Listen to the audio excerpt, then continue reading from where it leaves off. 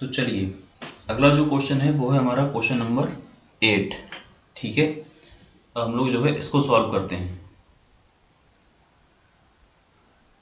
इस क्वेश्चन में हमसे कहा जा रहा है, इंटीग्रेशन का क्वेश्चन है और हमसे गिवन है कि function x square plus one upon this D x की वैल्यू फाइंड कीजिए।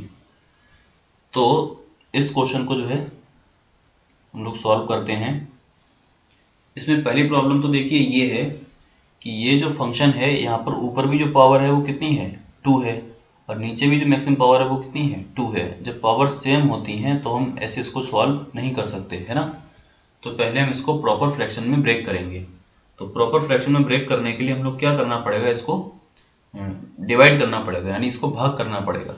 तो देखिए आपने 9th में सीखा होगा इस तरह से कि x square minus 5x plus 6 से भाग देंगे हम लोग किसको, एक्स स्क्वायर प्लस 1 को। तो यहाँ पर कितने बार लगाएंगे हम लोग, एक टाइम, है ना, 1 टाइम। तो यहाँ से कितना आएगा हमारे पास x square plus 6 minus 5x। ठीक है, सब्ट्रैक्ट करते हैं हम लोग, माइनस माइनस प्लस, इससे ये कैंसिल। तो ये हमारे पास क्या आएगा 5x माइनस का 5। ठीक है, तो हम इसको किस तरह से लिखेंगे अब, तो हम अपने इस i को लिखेंगे जो है 1 प्लस 5x माइनस का 5 upon x square minus 5x plus 6। ठीक है ना, इस तरह से हम इसको ब्रेक करके लिख सकते हैं। क्लियर है, जितनी बार जाता है भागफल में जो आता है उसको हम लोग अलग से लिखते हैं, और जो शेषफल बचता है उसके अपॉन में दोबारा से हम इसको लिख देते हैं। ये इसका लिखने का तरीका मालूम है आपको, पहले से पढ़ रखा होगा। तो हमने इसको ऐसे नोट कर लिया। अब आगे का तरीका क्या होगा, अब ये प्रॉपर फ्रैक्शन में आ गया है, ठीक है ना, अब ये क्वेश्चन प्रॉपर फ्रैक्शन में आ गया है। तो अगर ये इसमें आ गया तो हम इसको क्या करेंगे, अलग अलग करके लिख लेंगे।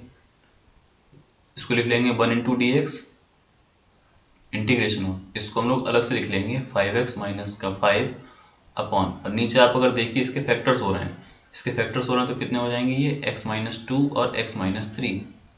ये हमने इसके क्या निकाल लिए नीचे से फैक्टर्स। तो हमें अब क्या है, इसको अलग से जो है सॉल्व कर लेंगे हम लोग। इसको डाल देंगे यहाँ से इक्वेशन नंबर 1। तो नाउ अब हम लोग पहले इसी को सॉल्व करते हैं। तो ये आपको दिख रहा है सिंपली पार्शियल फ्रैक्शन का सवाल है, आंशिक भिन्नों का। इसको हम ब्रेक करेंगे, देखिए किस तरह से। हम इसको लिखेंगे 5x माइनस का 5 upon x minus 2 x minus 3 is equals to, इसको हम लोग किस तरह से ब्रेक करते हैं, हम लोग इसको लिखते हैं a upon x minus 2 plus b upon x minus 3, इस तरह से लिख लिया। फिर हम लोग क्या करते हैं, एलसीएम लेते हैं। यहाँ से आएगा 5x माइनस का 5, यहाँ से कितना आएगा a into x minus 3 plus b into x minus 2। ठीक है, बाकी का नीचे एलसीएम से एलसीएम कट गया। फिर हम लोग क्या करते हैं, यहाँ से आएगा 5x माइनस का 5 इक्वल्स टू, x के साथ में यहाँ कौन कौन आएगा, तो देखिए यहाँ से आएगा a प्लस b, बाहर क्या है x, अंदर मल्टीप्लाई कीजिए, फिर x को कॉमन ले लीजिए, ठीक है ना। और फिर आएगा यहाँ से माइनस का 3a और माइनस का 2b अलग। इतनी चीजें आ गई हैं। अब हम लोग क्या करेंगे, तुलना करते हैं, ठीक है ना, घातांकों की तुलना करते हैं यहाँ से, सॉरी कोएफिशिएंट्स की। तो हम क्या लिखेंगे यहाँ पर, तुलना करने पर, तुलना करने पर। तो जब तुलना करेंगे हम लोग तो देखिए x के साथ यहाँ इधर कौन है a प्लस बी, और उस साइड कौन है x के साथ में 5, तो a प्लस बी बराबर आ गया 5। और इधर कौन है, अगर हम माइनस कॉमन ले लेंगे तो ये आएगा 3a प्लस 2b, यानी 3a प्लस 2b, और ये किसके बराबर आएगा 5 के, है ना। माइनस अगर कॉमन ले लें तो ये बराबर आएगा -5 के। यहाँ इससे ये कैंसिल हो गया। ये हमारे पास दो समीकरणें आ गई हैं। समीकरण नंबर ये वाली आ गई है 2 और ये वाली आ गई है 3। तो समीकरण 2 और 3 को हम लोग हल कर लेंगे। आपको आता है हल करना। हल जब कर लेंगे तो हमारे पास क्या आएगा, इसमें देखिए 2 से गुणा करिए ऊपर वाले समीकरण में और दोनों को घटा देंगे। घटा देंगे तो हमारे पास a का मान आ जाएगा, है ना। देखिए दोनों 2 से गुणा करेंगे तो यहाँ से आएगा 2a, और तो यहाँ से आएगा -a बराबर 5, यानी a बराबर -5। ये हमारे पास a का मान आ जाएगा, और हम a का मान समीकरण नंबर 2 में पुट कर देंगे तो हमारे पास b का मान आ जाएगा। b का मान कितना आ जाएगा फिर 10। ठीक है, क्लियर है। ये हमने a और b के मान ज्ञात कर लिए। तो अगर ए और बी के मान ज्ञात कर लिए तो हम लोग क्या लिखेंगे, इसको हम लोग इसको लिख पाएंगे 5x माइनस का 5 upon x minus 2 x minus 3 बराबर, देखिए a की वैल्यू कितनी आई है माइनस का 5, तो यहाँ लिख देंगे माइनस का 5 अपॉन x माइनस 2, और b की वैल्यू कितनी आई है 10, तो इसको लिखेंगे 10 बटे x माइनस 3। अब इस वैल्यू को उठा के हम लोग 1 में पुट कर देंगे, तो हम लोग अब क्या लिखेंगे, समीकरण नंबर 1 से, समीकरण नंबर 1 से, तो समीकरण नंबर 1 से क्या हो जाएगा, i बराबर integration of 1 into D x और प्लस देखिए जो पॉजिटिव है पहले उसको लिख लेते हैं, पहले 10 को लिख लेते हैं, कोई दिक्कत नहीं होगी उससे, 10 upon x minus 3 D x, और फिर 5 पर लिख लेते हैं माइनस का 5 अपॉन x माइनस का 2 dx। अब इसको हम लोग इंटीग्रेट कर देंगे तो यहाँ से कितना आएगा, 1 का हो जाएगा x, ये देखिए 10 तो आ जाएगा बाहर, और इसका हो जाएगा क्या, log x minus 3, 1 upon x का क्या होता है log x, 5 बाहर, इसका करेंगे तो कितना आएगा log ऑफ x माइनस 2 और प्लस कांस्टेंट इंटीग्रेशन का, ठीक है ना। तो अब हम लोग क्या करेंगे इसमें, i बराबर x प्लस, देखिए इसमें से 5 तो कॉमन है, 5 कॉमन लेंगे तो यहाँ कितना बचेगा, ये बचेगा 2 log x माइनस 3 और माइनस का log x minus 2 plus c, ठीक है। अब आगे चलते हैं, तो हमारे पास क्या आया है, हमारे पास आ चुका है i बराबर x प्लस 5 हमने कॉमन लिया था, तो पीछे क्या बचा है अभी, 2 log x minus 3, 2 log x minus 3 plus log x minus 2, नहीं प्लस नहीं है माइनस था, ठीक है ना, यहाँ पर क्या है हमारे पास माइनस ये, और प्लस c। तो अब हम लोग क्या करेंगे इसमें, देखिए x प्लस 5, आपने प्रॉपर्टी पढ़ी होगी क्या, अगर कहीं पे लिखा होता है n log x, तो हम लोग क्या करते हैं, प्रॉपर्टी ये कहती है जो पावर होती है वो ऊपर चली जाती है, या पावर ऊपर होती है तो नीचे आ जाती है ना, इस तरह से आपने पढ़ा होगा। तो यहाँ पर ये पावर जो है वो ऊपर चली जाएगी, तो ये हो जाएगा log ऑफ x माइनस 3 का स्क्वायर और minus log x minus 2 plus c। फिर आपने एक और प्रॉपर्टी पढ़ी है क्या, अगर लिखा हो log m minus log n, तो ये क्या हो जाता है, ये हो जाता है log m अपॉन n, ठीक है।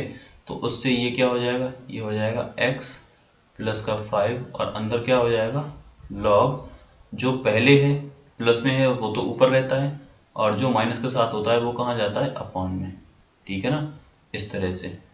और इस पे हम फिर मॉडल्स जो है दे देंगे प्लस c, ठीक है ना, तो फिर इस ब्रैकेट की कोई ज़रूरत यहाँ पर है नहीं। तो ये हमारे पास क्या आ गया i बराबर, और यही हमें जो है चाहिए था, इसके बाद हम इसको और सॉल्व अब कुछ कर नहीं सकते, ठीक है ना। तो ये हमारा क्या आ जाएगा फाइनल आंसर, तो इस तरह से आप इसको सॉल्व कर सकते हैं। चलिए अब हम चलते हैं अपने नेक्स्ट क्वेश्चन पे, जो कि है इसके अथवा में, ठीक है। तो सेकंड पार्ट का जो फर्स्ट पार्ट है पहले हम उसको देखते हैं। इसमें हमें फंक्शन दिया है y बराबर x की पावर x, और हमसे कह रहा है इसका निम्निष्ठ मान ज्ञात कीजिए। तो ये जो सवाल है ये उच्चिष्ट निम्निष्ठ से लिया गया है, जो कि है आपका एप्लीकेशन ऑफ डेरिवेटिव यानी अवकलजों के अनुप्रयोग, ठीक है। आप इसको वहां से पढ़ सकते हैं। तो आपको पता होगा उच्चिष्ट निम्निष्ठ कैसे ज्ञात करते हैं, सबसे पहले जो फंक्शन दिया होता है उसका अवकलन करते हैं। तो चलिए हम इसको क्या करते हैं, पहले अवकलन करते हैं। अवकलन करने से पहले भी हमें यहाँ पर log लेना पड़ेगा, तो पहले हम दोनों तरफ log लेते हैं, ठीक है ना।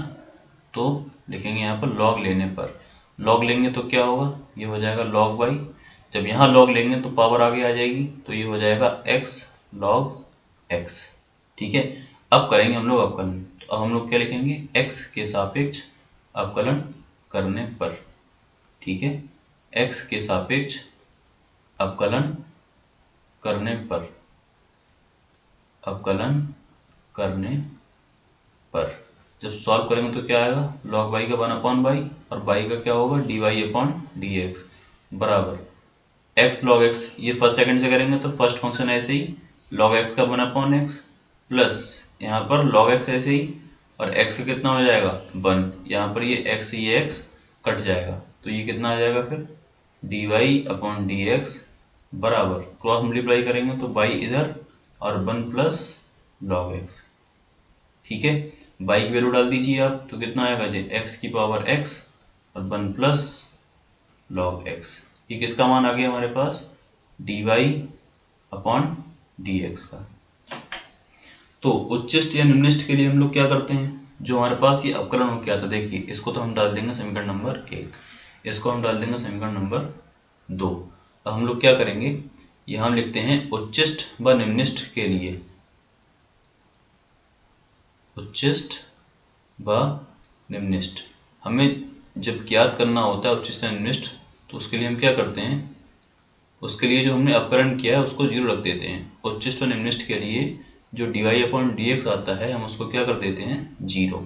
तो यहाँ पर देखिए क्या है हमारे पास dy/dx का मान, वो है x की पावर x और 1 प्लस log x बराबर 0 ये है। तो यहाँ से देखिए x की पावर x तो 0 हो नहीं सकता, x की पावर x तो कैन नॉट इक्वल्स टू 0, तो 0 होगा क्या, 0 होगा 1 plus log x is equals to 0। तो यहाँ से क्या आएगा log x is equals to -1। अब यहाँ देखिए नेचुरल लॉग है, बेस ई है, तो आपने ये भी प्रॉपर्टी पढ़ी है लॉग की, क्या कि अगर कहीं पे लिखा हो log a x बराबर n, तो यहाँ ये क्या हो जाता है, ये हो जाता है log x, सॉरी, तो यहाँ पर ये हो जाता है x इज इक्वल्स टू,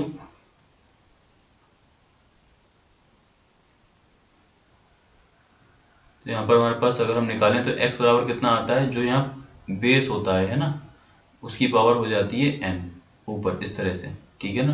तो हम यहाँ पर इसको यूज करेंगे तो यहाँ से x कितना आएगा, x आ जाएगा हमारे पास e की पावर -1। तो अगर x बराबर आई e की पावर -1 तो x कितना आएगा जी 1/e। क्लियर है।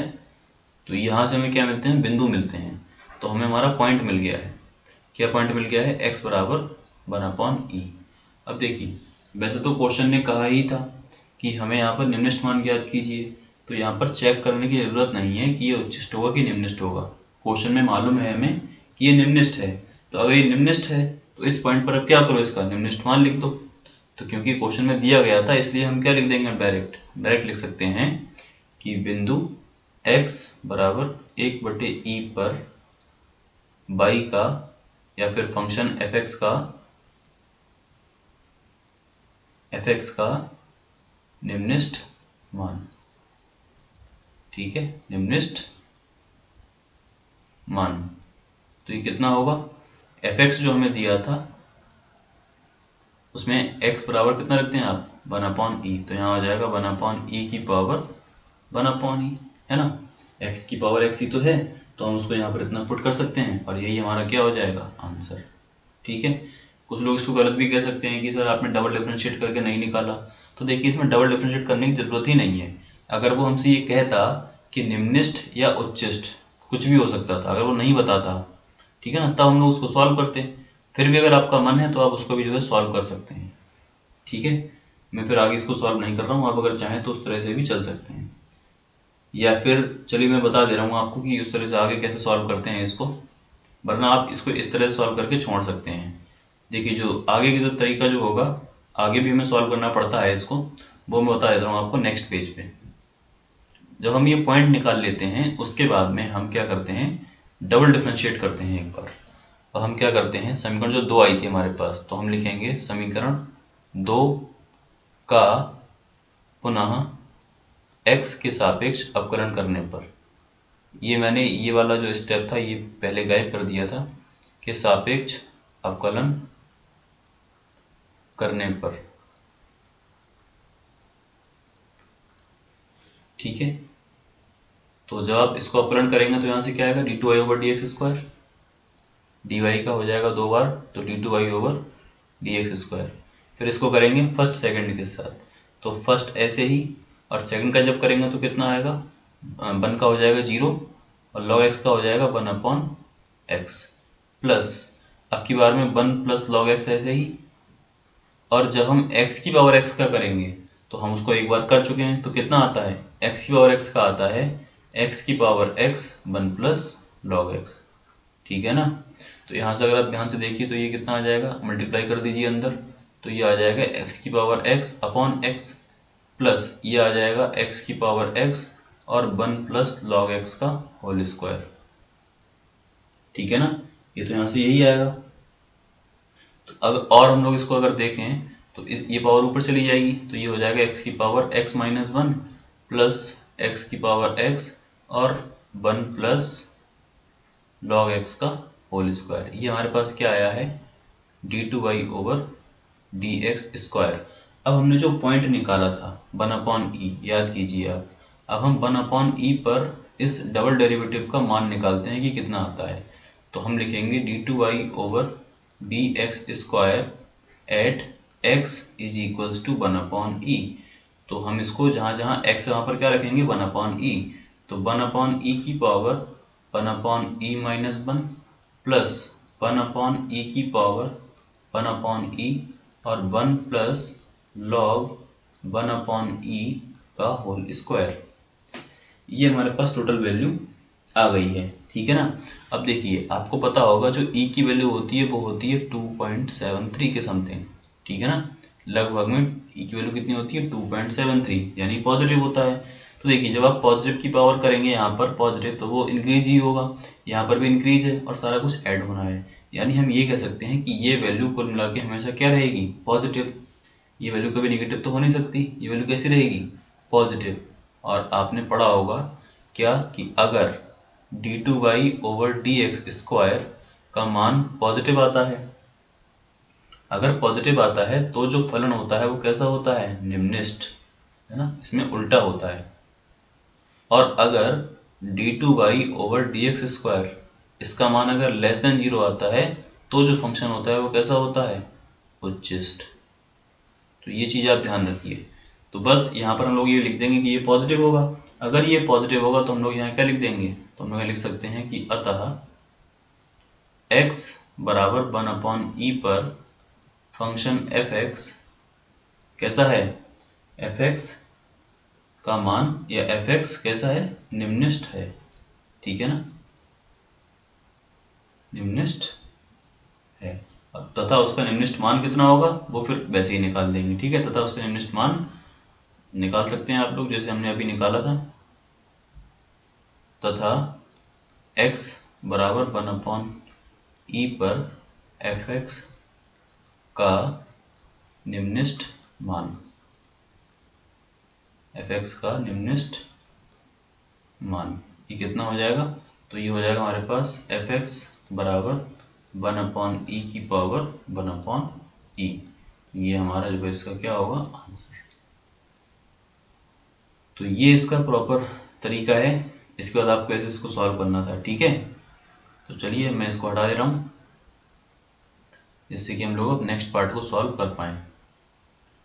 अगला जो है इसी का सेकंड पार्ट जो कि प्रोबेबिलिटी से लिया गया, इसमें कह रहा है कि 52 ताशों की गड्डी में से एक के बाद एक 2 पत्ते निकाले जाते हैं।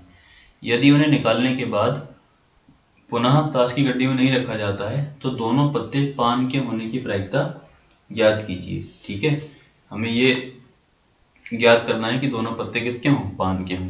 तो चलिए इसको लिख लेते हैं। तो पहले मान लेते हैं कि माना घटना ई क्या दिखा रही है, ई दिखा रही है कि पहला पत्ता पान का है। ठीक है ना, पहला पत्ता पान का होना। ठीक है, हमने मान लिया कि घटना ई ये दिखा रही है। घटना एफ क्या दिखा रही है, वो दिखा रही है दूसरा पत्ता पान का होना। ठीक है ना, दूसरा पत्ता पान का होना, क्योंकि यही कहा है कि दोनों पत्ते पान के हों, इसकी क्या प्रोबेबिलिटी है। तब हमें क्या निकालना है, हमें निकालना है प्रोबेबिलिटी निकालनी है दोनों पत्ते पान के हों, मतलब ई इंटरसेक्शन एफ हमें निकालना है। ठीक है ना, ई इंटरसेक्शन एफ।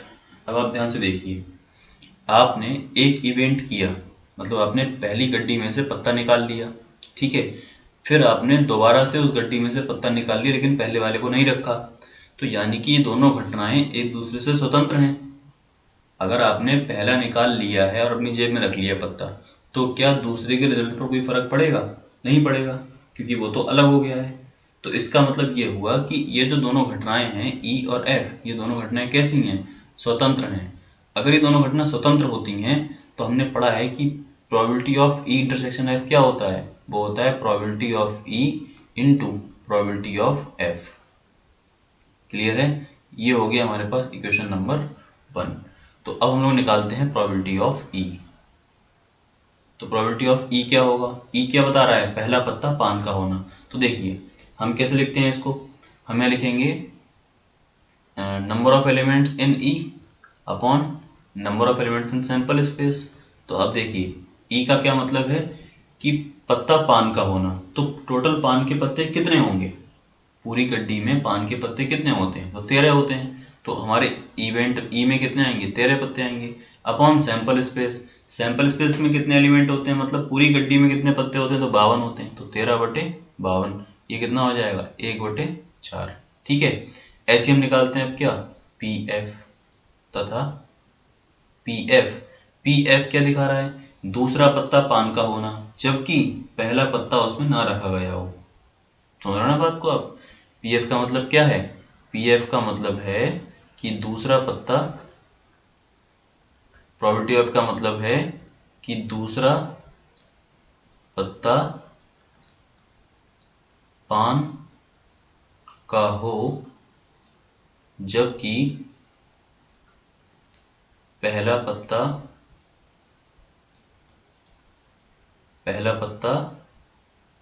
वापस ना रखा गया हो। ठीक है ना, वापस ना रखा गया हो। इसका ये मतलब है, आप कहेंगे इसका क्या मतलब, तो देखिए इसका ये मतलब है कि एक पत्ता हम पान का पहले निकाल चुके हैं, तो अब अगर पत्तों की संख्या देखेंगे तो पूरी गड्डी में 52 पत्ते होते हैं, जिनमें से आपने एक को निकाल लिया है और निकाल के दोबारा उसमें नहीं रखा, मतलब निकाल के अपनी जेब में रख लिया। तो अब उस गड्डी में पत्ते कितने रह गए, 51। तो अब हमारे पास सैंपल स्पेस में पत्ते कितने रह गए हैं, 51। वो अब पान के पत्ते कितने रह गए हैं, तो देखिए आपने जो पहला पत्ता निकाला था वो भी तो पान का था, तो पान के टोटल पत्ते कितने होते हैं, 13। 13 में से अगर आपने एक पत्ता निकाल के जेब में रख लिया है तो अब कितने बचे पान के पत्ते, तो बचे हैं जो है 12। कितने बचे हैं, 12। तो इस तरह से इसकी प्रोबेबिलिटी कितनी होगी, 12/51। तो अब पीई और पी एफ का मान समीकरण 1 में रख देंगे। तो हम लोग लिखेंगे समीकरण 1 से हमें प्रोबेबिलिटी किसकी चाहिए थी, probability of E intersection F. तो वो हमें मालूम है, पीई कितना है हमारे पास 1/4 और पी एफ कितना है हमारे पास 12/51। तो ये कितना हो जाएगा, 4 3 12 और 3 की काट देंगे तो 3 7 51। तो 1/17 इसका क्या आएगा आंसर। ठीक है, ठीक है। अगर आपको समझ में ना आया तो एक बार वीडियो को आप दोबारा से बैक करके देखिए, तो आपको हो सकता है समझ में आ जाए।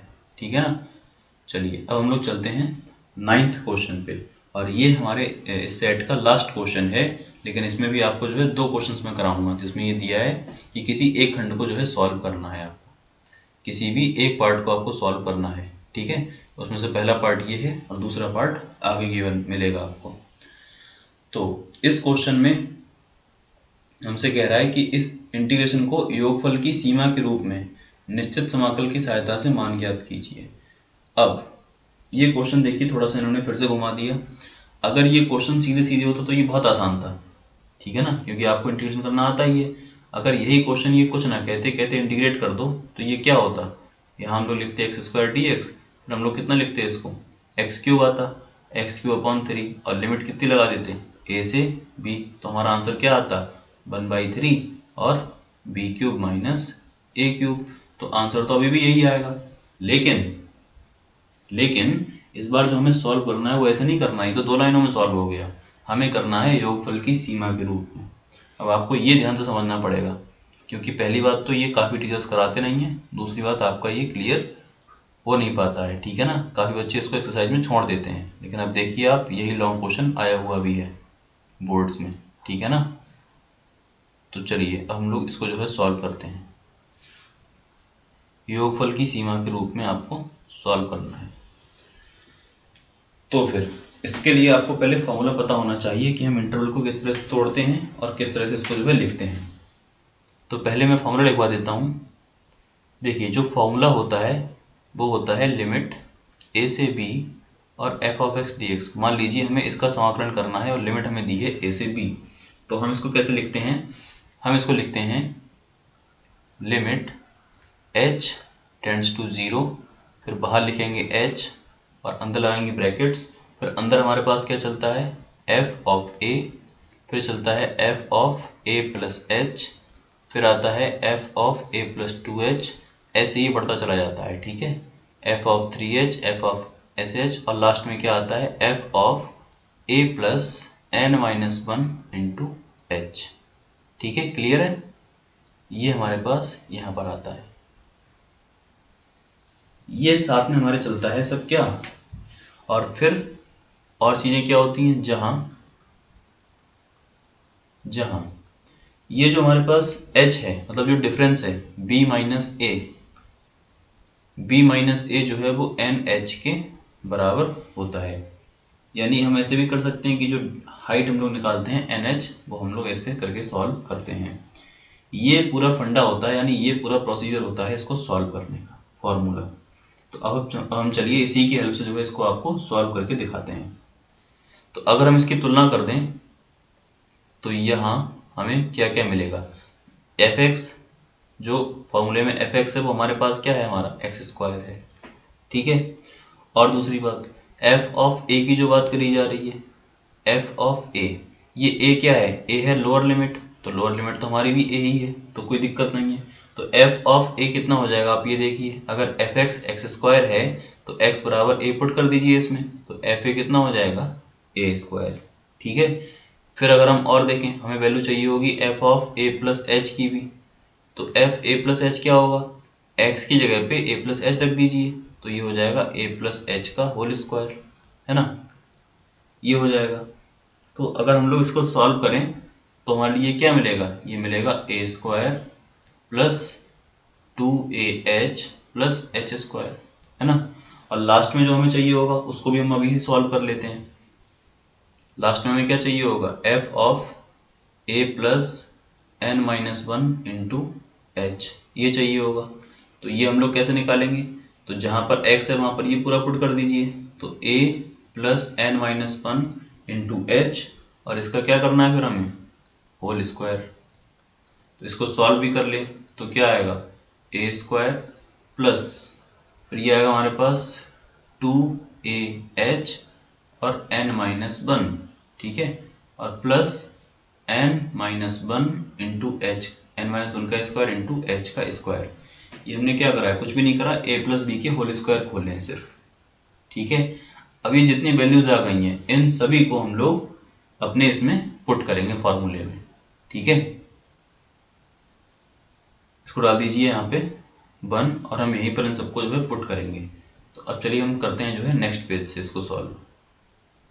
तो यहाँ मैं लिखता हूँ कि फ्रॉम फर्स्ट, तो फर्स्ट में हमारे पास क्या था, हमारे पास था limit h tends to 0 h, और अंदर था f ऑफ a, तो f ऑफ a हमने निकाला था, कितना आया था, f a आया था a स्क्वायर, ठीक है। इसको हम लोग लिखते हैं, कितना आया था, a स्क्वायर प्लस, फिर हमारे पास आगे हमें क्या लिखना है, फिर हमें लिखना है एफ ए के बाद एफ ए प्लस एच, तो एफ ए प्लस एच कितना आया है, ये आया है पूरा, a square plus 2ah plus h square, इसको लिखते हैं, यानी ये आया है ए स्क्वायर प्लस 2ah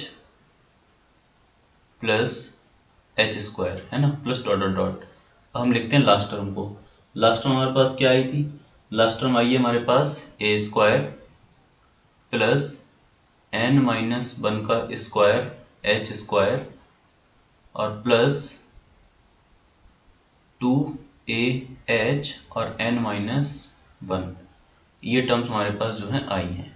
अब हम क्या करेंगे, limit h tends to 0 h, देखिए ए स्क्वायर ऐसे सब में ए स्क्वायर तो आता ही रहेगा, और देखिए फर्स्ट वाली टर्म में अभी आया हमारे पास ए स्क्वायर, सेकंड में भी आया है, थर्ड में भी आएगा, फोर्थ में भी आएगा और लास्ट में भी आया है। तो अगर हम इस ए स्क्वायर को यहाँ से कॉमन ले लें तो अंदर क्या बचेगा, 1 plus 2 plus 3 plus dot dot dot, last में कितना बचेगा, ये n टाइम्स, है ना, n बार टोटल आ चुका है, n टाइम्स यानी n बार, प्लस ऐसे ही अगर हम ये वाली टर्म देखें 2ah वाली, है ना, तो 2ah यहाँ भी आया है, आगे भी आएगा और लास्ट में भी देखिए यहाँ पर आया हुआ है 2ah, तो तो अगर हम 2AH को कॉमन ले लें तो हमारे पास कितना आएगा? अगर हम 2AH को कॉमन लेते हैं तो यहाँ से तो आएगा 1, ठीक है ना, फिर +2 +3 डॉट डॉट डॉट, साथ में क्या आएगा? साथ में जो हमारे पास आएगा वो हम लोग लिखते हैं, तो कितने बार आएगा वो देखिए, यहाँ पर है, जब हमने दूसरी टर्म लिखी तो पहली बार आया है ना। देखिए पहली टर्म में तो 2AH है नहीं, ये यहाँ से लेके, सॉरी, ये यहाँ से लेके और यहाँ तक सेकंड टर्म है, तो दूसरी बार में पहली बार आया, तीसरी बार में दूसरी बार आएगा, यानी एक कम बार आ रहा है। तो इसका मतलब लास्ट टर्म में ये एक कम बार आया है, यानी n-1 बार तक आएगा। प्लस अगर हम देखें एच स्क्वायर, तो ऐसे ही हमारे क्या हैं एच स्क्वायर, जब हम एच स्क्वायर कॉमन लेंगे तो वो कितनी बार आ रहा है, तो वो भी हम ले सकते हैं, वो भी कितनी बार आ रहा है देखिए। तो अंदर क्या बचेगा, अंदर बचेगा, देखिए यहाँ से एच स्क्वायर जब कॉमन लोगे आप तो यहाँ से बचेगा 1, दूसरी बार में आएगा यहाँ पर 4 का स्क्वायर है ना, मतलब सॉरी 2 का स्क्वायर, तो यहाँ पर हमारे पास बचेंगे 1 का स्क्वायर, 1 का स्क्वायर प्लस 2 का square dot dot dot, last में क्या बचेगा n-1 का स्क्वायर, ठीक है ना। ये हमारे पास जो है टर्म्स बचेंगी। अब आगे देखिए क्या होगा, limit h tends to 0, h तो ऐसे रहने दीजिए, ये हो जाएगा a स्क्वायर, और ये देखिए ये क्या हो जाएगा, ये हो जाएगा प्रथम n प्राकृतिक संख्याओं का योगफल। वो कितना होता है, वो कितना होगा, वो हमारे पास होता है n, है ना, सॉरी ये हमने पिछली बार गलत लिख दिया है ना। यहाँ पर देखिए क्या होगा, ये नहीं बचेगा, यहाँ पर क्या बचेगा, ये जो n, सॉरी जो a स्क्वायर है, वो a स्क्वायर कितनी बार आया है, वो a स्क्वायर आया है टोटल n बार, मतलब हम ऐसे लिख सकते हैं a square plus a square dot dot dot, last में भी क्या आया है हमारे पास a स्क्वायर, यही आया है। ये कितनी बार आया है, तो ये कितनी टर्म्स हैं n-1, लेकिन a को जोड़ के n टर्म्स हैं, तो ये टोटल कितनी बार आया है n बार, तो ये हो जाएगा n-a स्क्वायर, ठीक है, प्लस ये है हमारे पास 2AH। अब आप ये देखिए ये क्या है, ये है हमारे पास प्रथम n प्राकृतिक संख्याओं का योगफल, और वो आपको आता है करना। वो हम लोग कैसे करते हैं, वो होता है n इंटू n+1, आपने पढ़ा होगा इसको, आपने इसको पढ़ा होगा, तो वो क्या होता है, वो होता है n इंटू n-1, तो n into sorry n+1, n+1 होगा n-1+1 और अपॉन 2, ठीक है ना। ये प्रथम n प्राकृतिक संख्याओं का योगफल है, आपने एपीजीपी में पढ़ा होगा। और प्लस यहाँ से h स्क्वायर तो बाहर है, और अंदर क्या है स्क्वायर पदों का योगफल, ये कितना होता है, ये होता है n इंटू n+1, याद है आपको, तो ये होगा हमारे पास n into n+1 into 2n+1, तो ये हो जाएगा 2n फिर +1 अपॉन 6, ठीक है ना। ये सारे फॉर्मूले आपके पहले से पड़े हुए हैं। अब हम लोग इसको आगे करेंगे सॉल्व, तो यहाँ देखिए ये वाले 2 से ये 2 कैंसिल, इधर इधर ये सॉल्व नहीं होगा। अब इसको जो है आगे करते हैं सॉल्व, तो ये आएगा लिमिट h टेंड्स टू 0।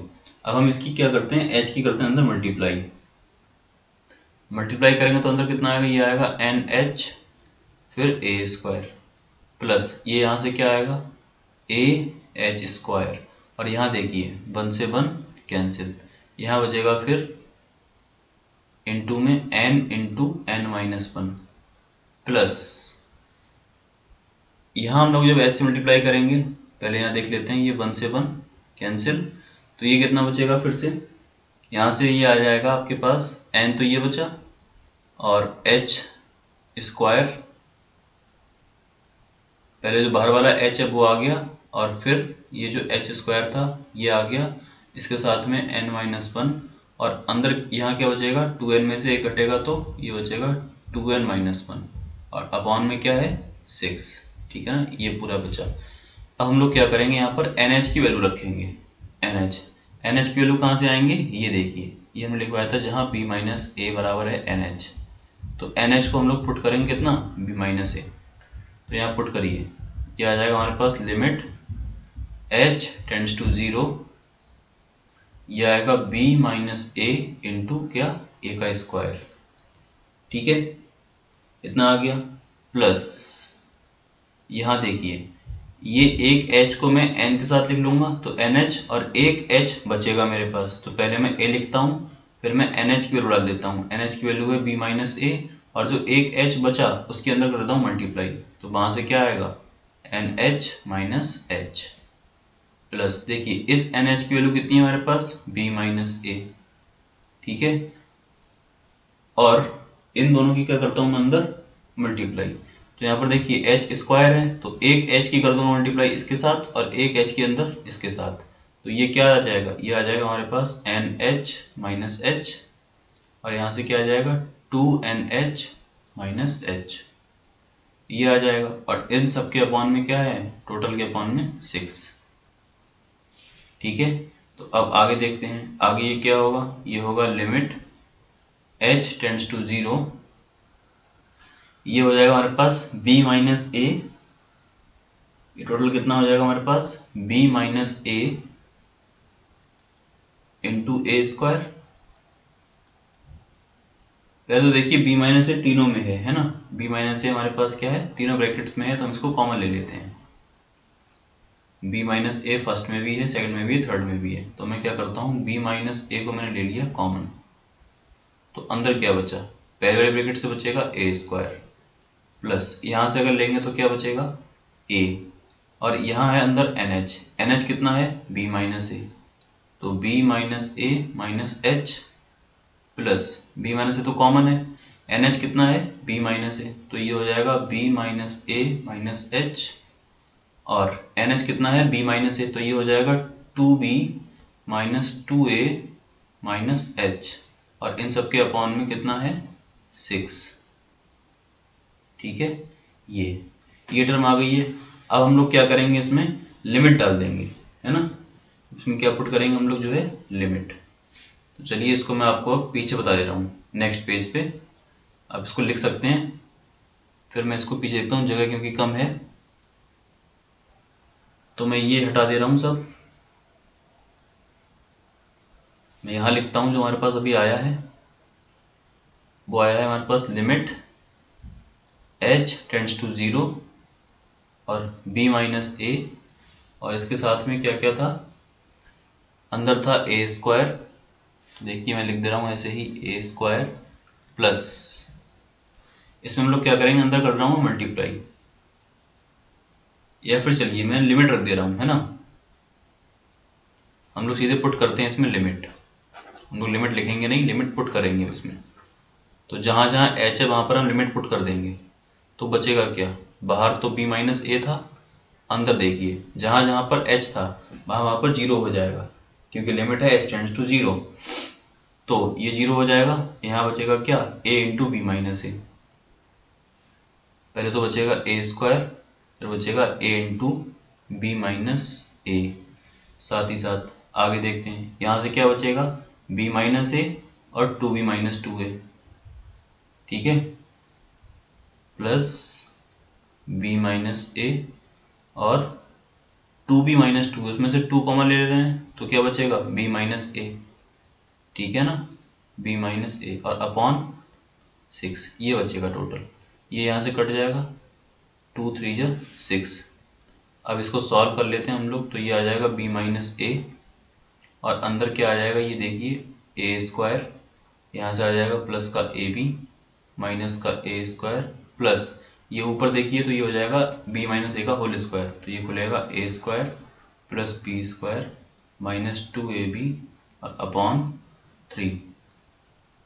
ठीक है, यहाँ देखिए ए स्क्वायर से ए स्क्वायर कैंसिल हो गया, तो ये कितना आया b माइनस ए, और अंदर जब हम एलसीएम लेंगे तो ये आ जाएगा 3ab minus 3ab plus b square plus a square और माइनस 2ab अपॉन 3, तो उसको मैं 1/3 लिख ले रहा हूँ बाहर, तो ये हो गया 1/3 और b माइनस ए, और ये हो गया आपका b square plus a square plus a b. अब देखिए आपने फार्मूला पढ़ा होगा एक, किसका, a cube minus b cube का, वो क्या होता है, वो होता है ए माइनस बी और फिर a square plus a b plus b square, ये वही लिखा हुआ है, ठीक है ना। तो इस फॉर्मूले से ये क्या हो जाएगा, ये हो जाएगा 1/3 बी का क्यूब माइनस ए का क्यूब। और हम लोग पहले भी निकाल चुके हैं, इसका आंसर इतना ही आना था, ठीक है ना। तो ये क्वेश्चन काफ़ी लेंदी भी था, और अगर आपने नहीं करा होगा तो हो सकता है आपको पहली बार में समझ में ना आया हो, ठीक है ना। बट आप वीडियो आगे पीछे करके देखिए, आपको समझ में आ जाएगा। चलिए अब हम चलते हैं बिल्कुल लास्ट क्वेश्चन पे, 9th के सेकंड पार्ट पे। अगर आपको फर्स्ट नहीं आता तो आप सेकंड को सॉल्व करिए, ठीक है ना। हम लोग इसको जो है सॉल्व करते हैं। ये तो इजी है, आपको समीकरण का व्यापक हल निकालना है, और ये भी हमें दिख रहा है रैखिक समीकरण है। तो देखिए रैखिक समीकरण किस प्रकार के होते हैं। ये जो समीकरण हमें दी है dy/dx plus 2y equals to sine x, तो हम इसमें क्या करें, हम इसको dy/dx प्लस py बराबर q से तुलना कर दें, और ये उसी रूप में है तो ये रैखिक होगा, से तुलना करने पर। चलिए इसकी तुलना कर देते हैं। तो यहाँ से p कितना मिलेगा, p मिलेगा हम लोगों को 2, और q कितना मिलेगा, q मिलेगा साइन एक्स। जब ये मिल जाता तो हम लोग क्या निकालते हैं, फिर हम निकालते हैं समाकल गुणांक, है ना, समाकलन गुणांक। इसको हम लोग इंग्लिश में क्या कहते हैं, IF, मतलब इंटीग्रेटिंग फैक्टर। तो हम लोग IF निकालते हैं। IF क्या होता है, e की पावर p डॉट dx, ठीक है। तो ये हो जाएगा हमारे पास e की पावर, p की वैल्यू कितनी है, 2 इंटू dx। तो 2 हम लोग निकाल लेंगे बाहर, ठीक है, e की पावर 2 निकाल लेंगे बाहर, तो खाली उसका क्या हो जाएगा x। तो e की पावर 2x हमारा क्या आ जाएगा, जो है IF, यानी इंटीग्रेटिंग फैक्टर। ये हम निकाल लिया। जब ये निकल जाता तो हम लिखते हैं समीकरण का हल। हल पूछा था इसने, तो हम लोग लिखेंगे अतः हल। हल देखिए कैसे लिखते हैं। इस समीकरण का हल होता है बाई इंटू इंटीग्रेटिंग फैक्टर बराबर integration of q dot IF into dx plus c, ठीक है ना। ये इसका क्या होता है, सॉल्यूशन, इसका हल। तो यहाँ वैल्यू डाल दीजिए, बाई इंटू IF कितना है हमारे पास, IF आया है e की पावर 2x, ठीक है, e की power 2x equals to integration of q कितना है, q है हमारे पास साइन x, और ये है हमारे पास e की power 2x dx plus c, ठीक है। इसको सॉल्व करना है। अब देखिए यहीं पर इसमें थोड़ा सा खेल है, ये क्वेश्चन बनना यहीं हो जाता। आपको यहाँ इंटीग्रेट करने में थोड़ी सी प्रॉब्लम होगी अगर आपने प्रैक्टिस अच्छे से नहीं की है तो हम अब देखिए इसको 1 मान लिया हमने, और हम इसको मान लेते हैं कि माना, पहले हम इस इंटीग्रेशन को सॉल्व करेंगे, ठीक है। तो माना इंटीग्रेशन i बराबर मान लिया दिया है e की पावर 2x इंटू का साइन एक्स dx। क्योंकि देखिए 8 नंबर में लॉन्ग क्वेश्चन है, तो आपको इजी तो देंगे नहीं, कुछ ना कुछ तो इसमें डिफरेंट करेंगे वो, है ना। तो इसको हम लोग जो है इंटीग्रेट करते हैं।